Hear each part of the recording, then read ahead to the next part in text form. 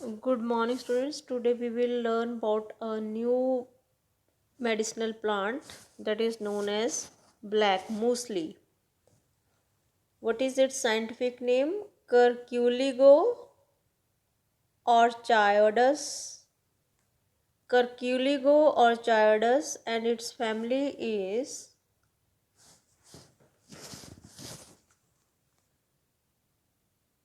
Hypoxidaceae. And what is its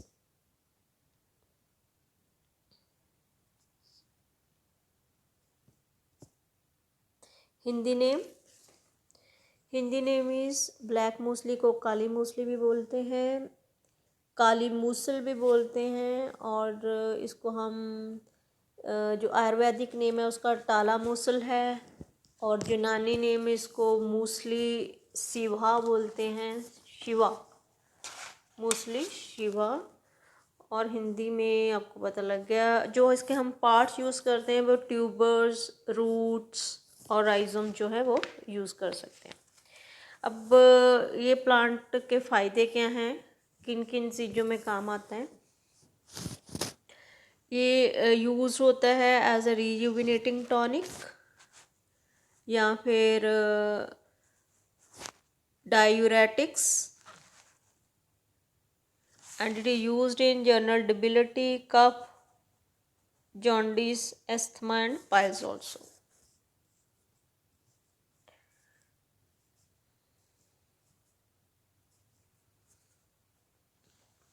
but are its morphological characteristics, ये जो मूसली है वह कैसी दिखती हैं।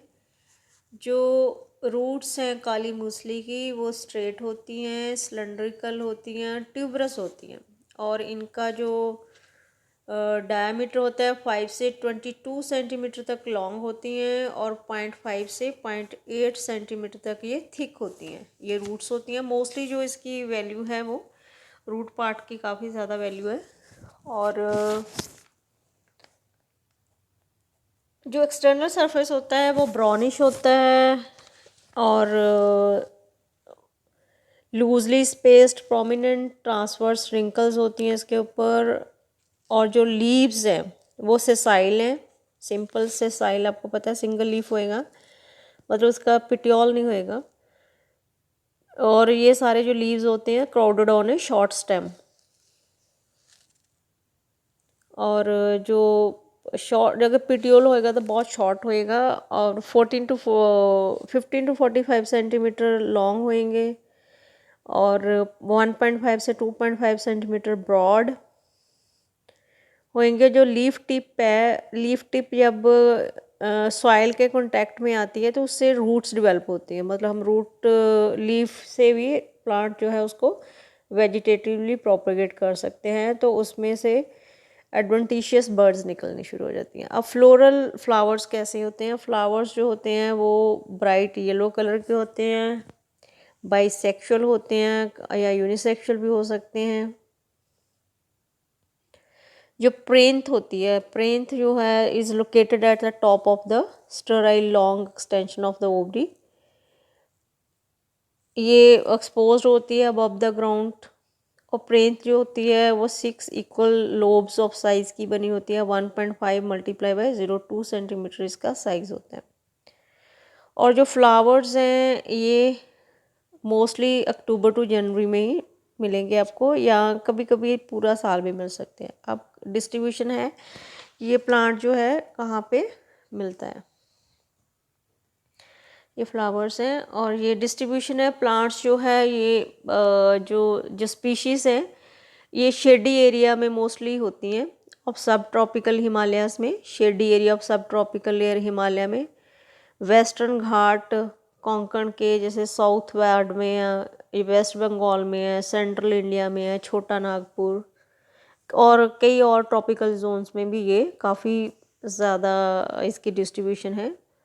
और बेसिकली ये ट्रॉपिकल प्लांट है, ठीक है। और almost all districts of India में मिलता है मोस्टली। और अब है कि हमने इसको प्रोपेगेट, जो मेन है हमने कि प्रोपेगेट कैसे करना है, प्रोपेगेशन मटेरियल क्या होना चाहिए, हमने इनको प्रोपेगेट कैसे करना है।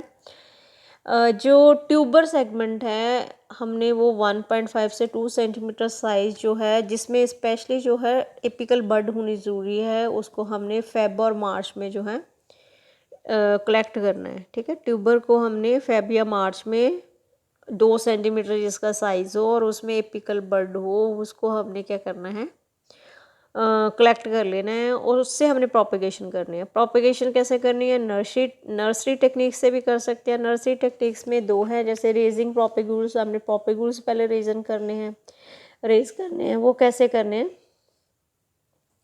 कि जो ट्यूबर सेगमेंट जो हमने लिया है 2 सेंटीमीटर तक मदर प्लांट से, उसको हमने क्या करना है, उसको प्लांटेड करना directly in the main field.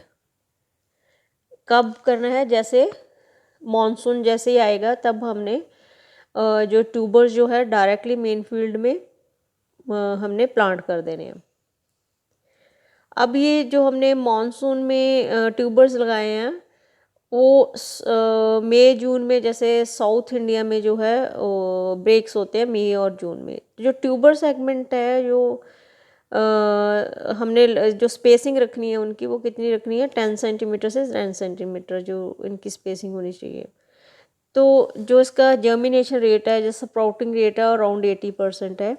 और ये जो होएगी कब स्प्राउटिंग, या फिर स्प्राउटिंग कह सकते हैं, या फिर जर्मिनेशन कब होएगी, 2 महीनों के बाद। और मोस्टली ह्यूमिड ट्रॉपिकल रीजन्स में, जैसे केरला में, एक बार हमने ट्यूबर लगा दिए, 2 महीने बाद उसके स्प्राउटिंग होनी शुरू हो जाएगी। और जो प्रोपेग्यूल्स, ये प्रोपेग्यूल्स बन गए ना, इनको जो स्प्राउटिंग हमारे पास आ गई, that is known as the propagules. अब जो propagules rate and pre treatment, हमने जो प्रोपेग्यूल रेट है वो है 600 से 750 kg of root segment per hectare. और जो ट्यूबर सेगमेंट है उनकी जो प्री ट्रीटमेंट है वो ज़रूरी नहीं है बिफोर द सोइंग। अब हमने फील्ड में कैसे इनको प्लांटिंग करनी है, ये तो हमने नर्सरी प्रेपरेशन में की है। फील्ड में हमने प्लांटिंग कैसे करनी है, इसके अलग अलग स्टेप्स हैं, 5 स्टेप्स हैं वो जो हम डिस्कस करेंगे। तो इसमें फर्स्ट स्टेप है land preparation and fertiliser application, planting in the field में। अब जो ब्लैक मूसली है, ये मॉइस्ट और ह्यूमस रिच सॉइल में, ह्यूमस रिच सॉइल में काफ़ी ज़्यादा ग्रो करती हैं। तो इसमें हमने पहले क्या करना है, खेत को प्लो करना है। जैसे monsoon, with the onset of monsoon, जैसे मॉनसून आने वाला होएगा, हमने खेत को प्लो कर देना है। जो इसमें हमने ऑर्गेनिक मैन्योर मिक्स करनी है प्लांटिंग करने से पहले। And raised bed are prepared, हमने जो बेड प्रिपेयर करने हैं वो रेज्ड बेड प्रिपेयर करने हैं ताकि वाटर लॉगिंग ना होए। फिर हमने फार्म यार्ड मैन्योर FYM जो है वो अपने कितना लेना है, 20 टन पर हेक्टेयर। तो लैंड प्रेपरेशन जो हमने पहले प्रेपरेटरी टिलेज करनी है ना, उसमें हमने 20 टन पर हेक्टेयर हमने फार्म यार्ड मैन्योर जो है उनको मिक्स कर देना। उसके बाद farm yard manure at the rate of 15 tons पर हेक्टेयर में बी अप्लाइड। ठीक है, और उसके बाद जब हम at the time of land preparation NPK जो है उसको भी हम, NPK कितना लेना है, नाइट्रोजन हमने लेनी है 25 kg, फॉस्फोरस लेना हमने 15 kg, और पोटाशियम लेना है 10। 25, 15 और 10 की कॉम्बिनेशन में हमने NPK लेना है। ये हमने अप्लाई करना है अक्टूबर और नवंबर में। या फिर हम फार्म यार्ड मैन्योर की जगह आजकल जो पोल्ट्री मैन्योर है जिसके रिजल्ट बहुत अच्छे आते हैं, डीकम्पोज पोल्ट्री मैन्योर लेनी है हमने, वो हम ले सकते हैं 2.7 टन पर हेक्टेयर। अगर फार्म यार्ड मैन्योर हमने नहीं यूज़ करनी तो हम क्या यूज़ कर सकते हैं, पोल्ट्री मैन्योर एट 2.7 टन्स पर हेक्टेयर। उसके बाद ये हमारी प्रेपरेटरी खेत तैयार हो गया, उसमें हमने फर्टिलाइज़र डाल दी हैं। अब हमने जो प्लांटिंग और ऑप्टिमम स्पेसिंग कैसे करनी है, ट्यूबर सेगमेंट लेना है। ट्यूबर का आपको पता है उसमें 2 सेंटीमीटर लेंथ होनी चाहिए उसकी, और साइज़ होना चाहिए, और साथ में उसके एपिकल बड होनी चाहिए। ट्यूबर सेगमेंट हमने ले लिया, उसको हमने डायरेक्टली फील्ड में क्या है, रोज़ में जो है प्लांटिंग करनी है। तो उसका जर्मिनेशन रेट मैंने आपको बता दिया, 70 to 80% स्प्राउटिंग होती है, ये होती है 2 महीनों के बाद।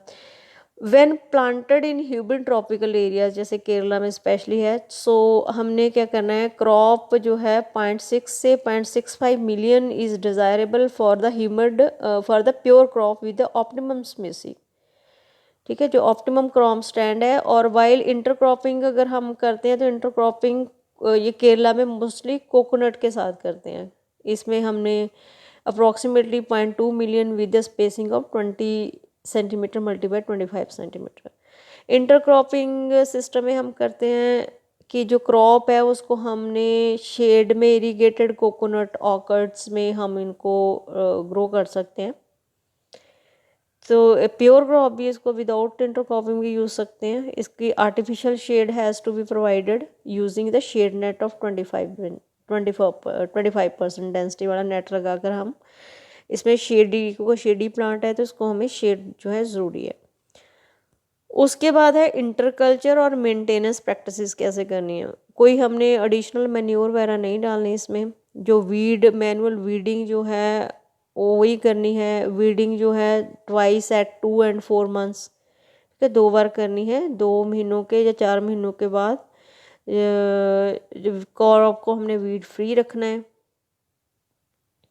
उसके बाद इरिगेशन, पानी कितना लगाना है रेनफेड एरिया में, क्योंकि ज़्यादा होती है, मानसून पीरियड में होती है। सो जब मानसून ख़त्म हो जाएगा फिर हमने इरिगेशन करनी है। उसमें उसके बाद हमने इरिगेशन जो है फोर्टनाइटली कर सकते हैं। और डिज़ीज़ और पेस्ट इसके हैं जो इसमें मोस्टली सीडलिंग रॉट होती है। सीडलिंग जैसी आती है तब रेनिंग सीज़न होता है तो उसमें सीडलिंग रॉटिंग होनी शुरू हो जाती है। तो उसको हम कंट्रोल कर सकते हैं 1% बॉर्डियक्स मिक्सचर के साथ, BORDEAUX 1% बॉर्डियक्स मिक्सचर के साथ हम इसको क्लॉग कर सकते हैं। एक सीडलिंग रॉट होती है डिजीज़, एक होती है ब्लैक रॉट। ब्लैक रॉट जो है वो भी स्प्रे कर सकते हैं हम 0.05% ट्राई डिमॉर्फ के साथ। ट्राई डिमॉर्फ TRIDEMORPH, हाँ, ट्राई डिमॉर्फ के साथ जो है हम इसको कर सकते हैं। तो रॉडेंट्स भी मोस्टली जो राइजम्स हैं उनको खा जाते हैं, तो उनको लिए भी रॉडेंट एंटी रॉडेंट्स भी हमको वहाँ पे लगाने पड़ेंगे। अब जो ये तो हमने फील्ड में कैसे इसको लगाना कैसे है, ठीक है, डिजीज़ एंड पेस्ट कंट्रोल हो गए। अब है हार्वेस्ट मैनेजमेंट कैसे करनी है हमने। हार्वेस्ट मैनेजमेंट के लिए पहले तो क्रॉप मैच्योरिटी एंड हार्वेस्टिंग, जब प्लांट जो है फ्लावरिंग आनी शुरू हो जाए, जो फ्लावरिंग होती है मोस्टली आफ्टर प्लांटिंग जो है, उसके बाद हमने मैक्सिमम नंबर ऑफ फ्लावर्स जो है वो 2nd और 3rd मंथ ऑफ प्लांटिंग में इसमें आते हैं। अब जो फ्लावरिंग है वो सारा साल ही होती रहती है, तो इसका जो फ्रूट है और सीड है मूसली का वो नहीं यूज़ होता। जो रूट्स होती हैं वो उनमें जो मोस्टली इसका ड्रग पार्ट जो होता है वो रूट्स पार्ट्स में होता है, जो मैच्योर होती हैं 7 to 8 months में। तो हमारा मेन कंसंट्रेशन किस में होएगा, फ्रूट और सीड पे नहीं होएगा। हमारा जब फ्लावर पे नहीं होएगा, रूट्स पे होएगा। रूट्स को हमने मैच्योर होने देना है हार्वेस्टिंग से पहले 7 to 8 months। उसके बाद हमने इसकी हार्वेस्टिंग कर लेनी है। हार्वेस्टिंग कैसे करनी है, हमने डिगिंग करके, क्योंकि रूट्स हमें चाहिए ना, डिगिंग करनी होगी। उसके बाद पोस्ट हार्वेस्ट मैनेजमेंट करनी है। एक बार हमारे पास रूट्स आ गए तो जो शूट है, रूटलेट्स हैं, वो हमने ट्यूबर्स हमारे पास आ गए हैं तो उनसे हमने वो हटा देनी है। फिर ट्यूबर जो है उनको हमने क्लीन करना है, उसमें जितने भी सॉइल पार्टिकल्स है, उसके बाद हमने इसको ड्राई कर लेना है। जैसे हम हल्दी की गांठें ना उसको सुखाते हैं शेड में, फिर उसको हमने गनी बैग्स में फिल कर लेना है। तो जो इसमें मोस्ट जो केमिकल्स होते हैं उसको हम बोलते हैं कर्क्यूलिगो। कर्क्यूलिगो इसका वो है साइंटिफिक नेम है ना, कर्क्यूलिगो इसके उसके केमिकल की वजह से है। कर्क्यूलिगो जो है इसमें मोस्टली एसीटोन होता है, वो होता है 1.5% है, 1.8% ऐश होती है, एंड कर्क्यूलिगोसाइड्स होते हैं। कर्क्यूलिगोसाइड्स बहुत कम होते हैं, 0.2% ही होते हैं। इसकी यील्ड जो है वो जो ड्राइड ट्यूबर यील्ड है वो 1000 से 700 kg पर हेक्टेयर जो मिलती है हमें। तो कॉस्ट इसकी हमको मिलती है 28,000 पर हेक्टेयर, ठीक है। और 28,000 पर हेक्टेयर हमें जो है इसकी कॉस्ट मिल जाती है। सो ब्लैक मूसली जो है इसकी जो ट्यूबर है या इसकी जड़ें जो हैं इसका काफ़ी साइंटिफिक या मेडिसिनल यूज़ है, इसलिए हम इसे किसान को बोल सकते हैं।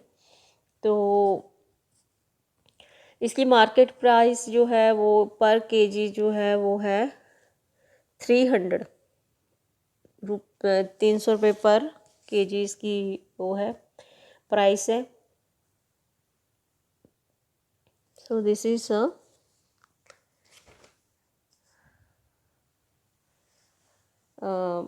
black mostly, and we can say farmers to mostly ये ट्रॉपिकल एरियाज़ में है, तो जो साउथ इंडियन फार्मर्स हैं इनको कोकोनट के साथ इंटरक्रॉपिंग से एज अ सेकंड या कैश क्रॉप यूज़ करते हैं।